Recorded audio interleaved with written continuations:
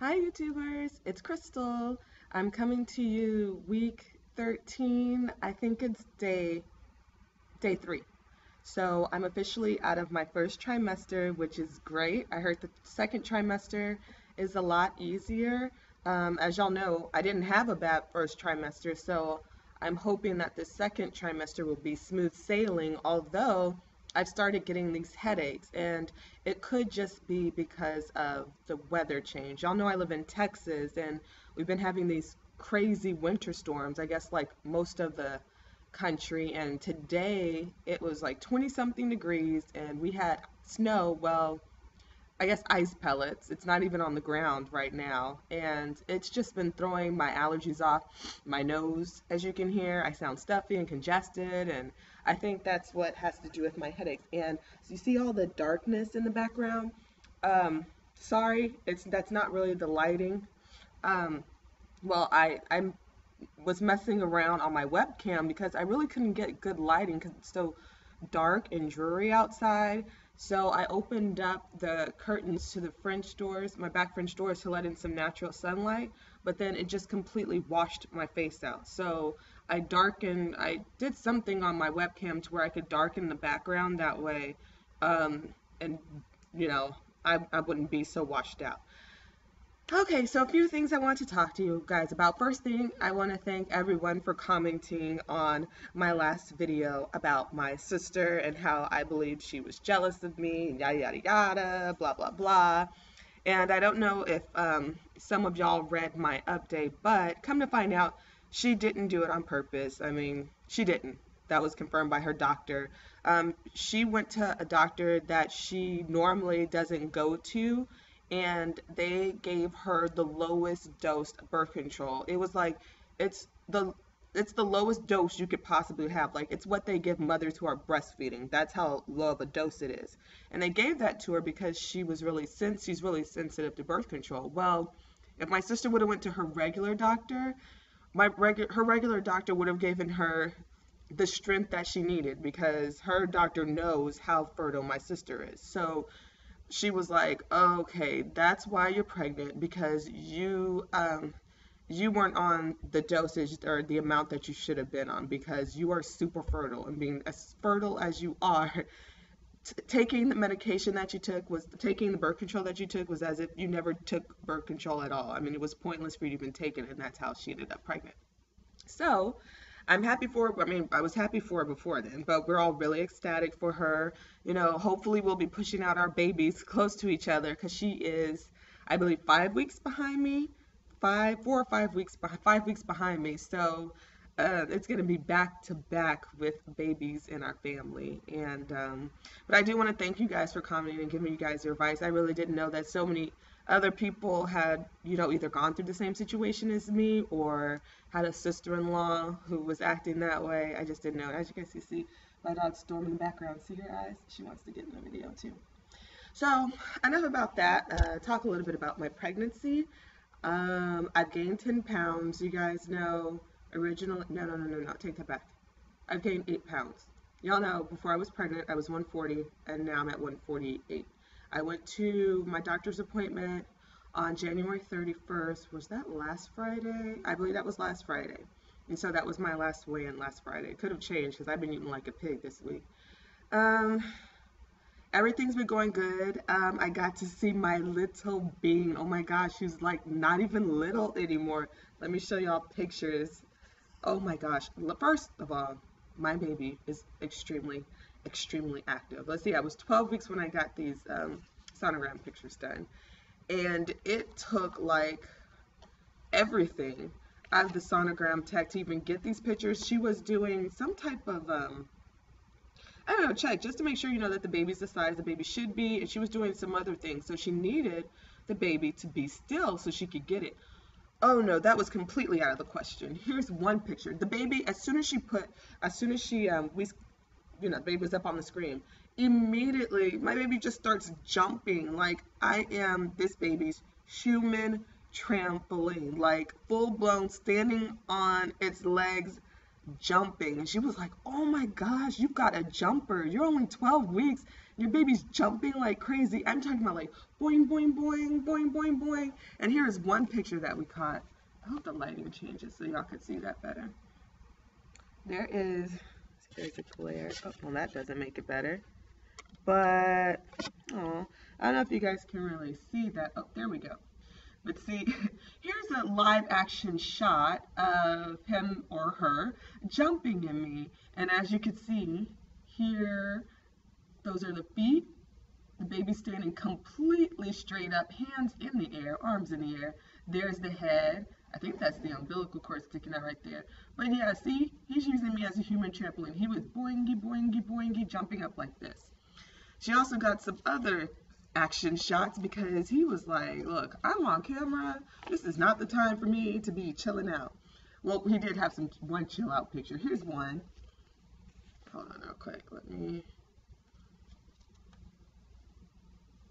Yeah, here's one. This one right here, it was so crazy. He turned, or he or she turned completely towards us. This is the front of my baby. As you can see, baby's still a little translucent. You can see a little bit of the brain at the top. But he actually, like, first he was like this, jumping like on his side, and then he did like this and looked face forward at us. So she was able to get this shot of him like, oh, you guys are looking at me? Hey, what's up? Then she got another shot. He was doing butterfly kicks. And he was, the baby got on its back. As you can see, this is side profile, the head and that's the body, and that's the head. And picked his legs up, and we're kicking them in the air, doing butterfly kicks. And then in this one, this is probably the only chill picture. Wait, no. Then he just decides, is that the stand-up one? Yeah, this one, he's like, I'm just going to chill out. She was like, he's just chilling. He's like, I'm just going to stand up. No jumping. He just decided to stand up, though. So those are my baby's pictures. Okay, Storm, I'm going to just scoot over so Mommy can sit on the couch. Wow, it was like so amazing to see my little nugget. To see my little nugget like that. Like, I don't know. I thought at 12 weeks, all the baby, I thought all the baby does is just like lay on your tummy. Oh no, she told me, she was like, man, this is the hardest. It's like, your baby's making me work hard. I've never had to work this hard to get what I need to get or to even get these shots. She was like, this is crazy. You got a serious active one. Oh, I'm just noticing that. I think I put too much conditioner or something right there. Sorry, so that was bugging me. She said, your little baby is just all over the place. You've got such an active baby. And I was like, wow, I guess so, because that bean was everywhere. So happy to see my nugget. Oh, I told you guys I do a tummy shot. So I'll do a tummy shot. I don't know if I'm going to do it right here. Maybe I should move. Sorry, guys. It's going to be a little rocky road. Hopefully I show up over here because, oh, yeah. Okay. You guys can see me? Oh, yeah. You guys see me? Okay. So, I got my little maternity top on. Okay. I thought this side ponytail thing would work today, but it's just not seeming like it wants to work. But here's the belly shot. Oh, shoot. Let me buckle my pants up first. You start wearing maternity clothes, your shirts are so, long, they go right over your pants, so I always forget to buckle my pants up, but I don't know if anybody's seeing it anyway. But there's my belly shot.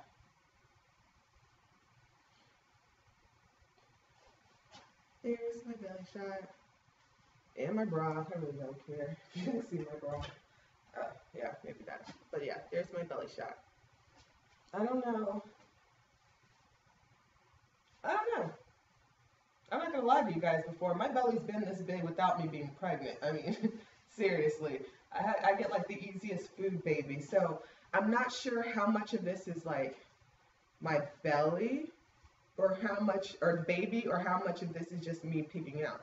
And as you can see, you guys know I did the last video about stretch marks. And so far, there, glare. Let me turn off the light. So far, so good. I don't have any yet, so we'll see how long that lasts. And these pants, these aren't maternity pants. These are pants that I was wearing before I was pregnant. Thankfully, I'm still able to fit the same pants, but I do need larger tops because my breasts grew a lot and my belly is bigger than it was before. I think I'll just shoot the video now from here. Um, let's see. Oh, another thing I want to talk to you guys about. So as y'all know, I'm in an interracial, excuse me, I need to blow my nose. I'm in an interracial marriage. My husband, he's half Egyptian, half Jewish. His mother's from Egypt, his father's from Israel. He speaks, first language he speaks in his house, it's Arabic. He speaks Arabic fluently. That was the first language in his household. He speaks English and he speaks Spanish. Me, as y'all know, I'm just black. Just speak English, a little bit of Spanish. I live in San Antonio, so I have to know a little bit of Spanish. Anyways, language doesn't matter, but, excuse me. When it comes to baby names, how can I explain this? I don't want my child to have I want my child's name to reflect their ethnicity. To me, there's only one race, and that's the human race. So I think it's silly for me to say to reflect their race. I mean, they're going to be biracial anyways, even though I still don't really understand that. But I want their name to reflect their ethnic background. So with my husband being Hebrew and Egyptian and then me being black, I've been really trying to we actually both have been really trying to find baby names. So here's the thing. Our last name is really, how can I put this? Arabic, Hebrew. Our last name is really Arabic, Hebrew. We don't have, my husband doesn't have like a common last name, of course, because of his background. So I don't have like a last name Johnson or anything like that being married to him. So to me, it would be really weird, like if we had a European first name and then we had such an ethnic last name. So a couple of names that I thought of. Well, let me just give you one of the girls' names. This girl name, I think I'm already stuck on. I'm sold on this name. Even though I don't think I'm having a girl, I'm really sold on this name. Excuse me. And my husband is also. And the name is Zara. It's spelled Z-A-R-A. And it is Hebrew. Well, okay, this is what I love about this name, because there's a Hebrew meaning and an Arabic meaning, and that really represents my husband. But the Hebrew meaning of Zara is, sorry, I'm looking at this online. I don't know why I can't think of the exact meaning to go off the top of my head, but online, the Hebrew meaning is princess, which I absolutely adore. The Arabic meaning is Eastern splendor, princess, and I absolutely love it. The Hebrew and Arabic, I mean, they both tie in together with the princess. And I'm not a princess foo-foo kind of person, but the Arabic meaning Eastern splendor, I think that's just like absolutely beautiful. So that's that's the name. Excuse me. If I have a girl, that's definitely going to be her first name, and then her middle name will be Ali, which is, A-L-I, which is my husband's middle name. Now on to the boys' names. I've been having to think more about boys' names because, as you guys know, I think I'm having a boy. So the first boy name, this isn't particularly like the top pick, but this is one that I really like and my husband likes also. I say it Eliam, but my husband, since he speaks Arabic, he really knows how to say it better, and he says it's like Eliam. I think that's how you pronounce it, Eliam in Arabic. And excuse me, my throat is like really tripping right now. And in Hebrew, that means God is my nation. And I just love that, of course. I love it more than princess. I love when it has ties to God. I love when the meaning has something to do with God or Christianity, something like that. So that name's Hebrew, and it means God is my nation. So it'd be Eliam Ali. So that's one name. And then this name is so far our favorite. And it's my husband and I's favorite, but my youngest sister and my mom absolutely hate it. Oh, they hate it. Oh, they hate this name. But the meaning, it means so. I'm getting all teary-eyed just thinking about what the name means and how important, how much I think it ties into my husband and I. And it is excuse me, my throat's all messed up. But the name is Ishmael, and it's Ishmael, and my husband knows how to say it better in Hebrew than I do. But it's a Hebrew baby name, and the name means God listens. Like, that could not fit the description of how we feel any better, because y'all know we've been trying to have this baby. I've been trying to have a baby forever, and oh, my back is killing me. So for that to mean God listens, oh my God, my nose is itchy. For that to mean God listens, like it really hits home. And I don't know if y'all know the story of Ishmael and Abraham and his mom, Sarah, in the Bible, but to make a long story short, okay, you guys already know my husband's half Egyptian, half Arabic, half Hebrew, half Egyptian, half Hebrew. Well, Ishmael is, in the Bible, is also half Egyptian, half Hebrew. He is noted as being the father of the Arab nations. You know, I don't want to go into Bible 101, but you have Abraham, who was married to Sarai, or Sarah. They were old. They couldn't have any kids. So his wife, Abraham's wife, said, well, go sleep with our maid. And the maid was Egyptian. Her name was Hagar. I'm sorry. I think I said her name was Sarah earlier. Her name was Hagar. So Abraham sleeps with the Egyptian maid, Hagar, and has a son, Ishmael. That's where Ishmael comes from. Well, Sarah started getting jealous, of course, because she told her husband to go knock up some other woman. And she wants Hagar gone, even before she has her child. And her child is Isaac. And Isaac is the father of the Hebrew people. Ishmael is the father of the Arab people. Well, you know, Abraham having to do what his wife tells him to do, and plus he did something he wasn't supposed to do anyway. He sends Hagar and Ishmael away, and they're out in the desert, and they're alone, they're thirsty, they're hungry, they have nothing. And she cries out to God, and God hears her cries, and he promises her that he will make her son Ishmael a father of many nations. He will also inherit not the same exact blessings that Isaac will, but God did not forget him. God listened, and he heard Hagar's cries. Excuse me. And the story goes on further than that, but I'm just going to leave it at that. So I absolutely love the name Ishmael. And so right now that is Zara for the girl and Ishmael's boy.